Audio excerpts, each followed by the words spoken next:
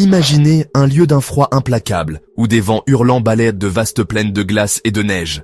Un lieu où des icebergs imposants, sculptés par les éléments, dérivent silencieusement sur une mer capable de geler un homme en quelques minutes. Voici l'Antarctique, le continent le plus impitoyable de la Terre. Et c'est ici, en 1914, que Sir Ernest Shackleton et son équipage ont affronté des épreuves inimaginables dans leur quête pour conquérir le dernier grand défi polaire. L'expédition de Shackleton, à bord du robuste navire d'exploration polaire Endurance, visait à être la première à traverser le continent antarctique à pied. Un voyage semé d'embûches, où la survie elle-même serait une victoire. Ils étaient loin de se douter que leur expédition deviendrait un témoignage de la résilience humaine et de l'esprit indomptable de l'exploration, même face à une défaite quasi certaine. Sir Ernest Shackleton n'était pas étranger à l'étreinte glaciale des régions polaires. Cet explorateur anglo-irlandais avait déjà participé à 2 expéditions antarctiques avant de se fixer l'objectif audacieux d'une traversée transcontinentale. Ces expériences précédentes, y compris une tentative presque fatale d'atteindre le pôle Sud, l'avaient endurci et fait de lui un leader naturel, respecté pour son courage, sa détermination et son optimisme indéfectible. Shackleton possédait une confiance inébranlable en ses propres capacités et en celles de ses hommes.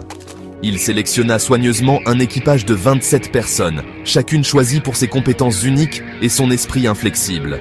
Leur mission était claire, débarquer sur la côte de la mer de Weddell, traverser le continent en passant par le pôle Sud et atteindre la mer de Ross de l'autre côté. C'était un voyage jamais tenté auparavant et qui allait mettre à l'épreuve les limites même de l'endurance humaine. Leur navire, l'Endurance, témoignait de l'ingéniosité de la construction navale polaire. Baptisée d'un nom qui reflétait les défis à venir, cette goélette à 3 mâts de 44 mètres de long avait été spécialement conçue pour résister à la pression écrasante de la banquise antarctique. Sa coque, renforcée de couches de bois et d'acier, était construite pour supporter l'étreinte implacable de la mer gelée. L'Endurance a appareillé de Plymouth, en Angleterre, en août 1914, alors que le monde était au bord de la Première Guerre mondiale. Ignorant le conflit mondial qui allait éclater, Shackleton et son équipage naviguèrent vers le sud, les yeux fixés sur l'horizon gelé. Ils se dirigeaient vers l'inconnu, leur navire chargé de provisions, d'équipements scientifiques et du rêve d'atteindre le cœur de l'Antarctique.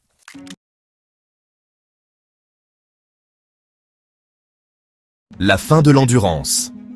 Les premières étapes de l'expédition ont vu l'Endurance se frayer un chemin à travers les eaux perfides de l'océan austral. Mais à mesure qu'ils s'aventuraient plus profondément dans la mer de Weddell, la banquise devenait plus épaisse et plus impénétrable. En janvier 1915, l'Endurance se retrouva piégée, sa progression stoppée par l'étreinte implacable de la mer gelée. Malgré leur situation difficile, Shackleton et son équipage restèrent optimistes, espérant un changement dans les conditions de la glace. Ils établirent une routine sur le navire prisonnier des glaces, effectuant des observations scientifiques, chassant le phoque pour se nourrir et maintenant leur morale avec des jeux et de la musique. Mais, au fil des jours et des semaines, puis des mois, la pression écrasante de la glace commença à faire des ravages sur l'Endurance. 100 km de glace et d'océan.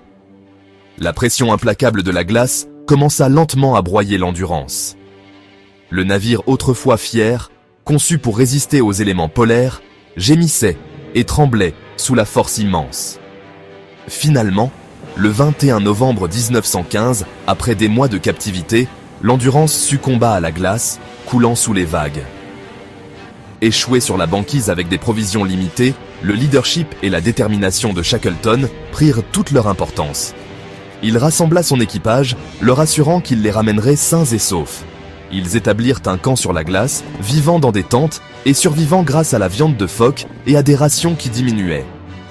Leur seul espoir résidait dans l'atteinte de la terre ferme, ce qui signifiait naviguer sur des centaines de kilomètres d'eau dangereuse et infestée de glace. Sauvetage et héritage. Shackleton savait que leur survie dépendait de l'arrivée des secours. Il prit la décision audacieuse de naviguer sur l'un des canaux de sauvetage du navire, le James Caird, sur 1300 km de l'océan austral, en furie jusqu'à l'île de Géorgie du Sud, où une station baleinière offrait une lueur d'espoir. Après un voyage épique de 16 jours, Luttant contre des vents de force ouragan et des vagues gigantesques, Shackleton et son équipage atteignirent l'île de Géorgie du Sud. Leur épreuve était loin d'être terminée, car ils devaient encore traverser l'intérieur perfide et inexploré de l'île pour atteindre la station baleinière. Mais la détermination de Shackleton ne faiblit jamais. Il conduisit avec succès ses hommes en sécurité. Et, après 4 mois angoissants, il retourna à l'île de l'Éléphant avec un navire de sauvetage, sauvant chaque membre de son équipage. Un dernier mot. L'histoire de l'expédition. Endurance de Shackleton témoigne de l'esprit indomptable de l'exploration humaine et du pouvoir du leadership face à l'adversité. Bien qu'ils n'aient jamais atteint leur objectif de traverser l'Antarctique, leur récit de survie contre vents et marées captive des générations. La découverte récente de l'épave de l'Endurance, en 2022, gisant au fond de la mer de Weddell, a ravivé l'intérêt pour cette histoire incroyable. Elle constitue un rappel poignant des défis relevés et surmontés par ces explorateurs intrépides. Pour d'autres histoires incroyables d'exploration et d'aventure, abonnez-vous à notre chaîne. Rejoignez-nous pour un voyage aux confins de notre planète, à la découverte des mystères et des merveilles du monde naturel.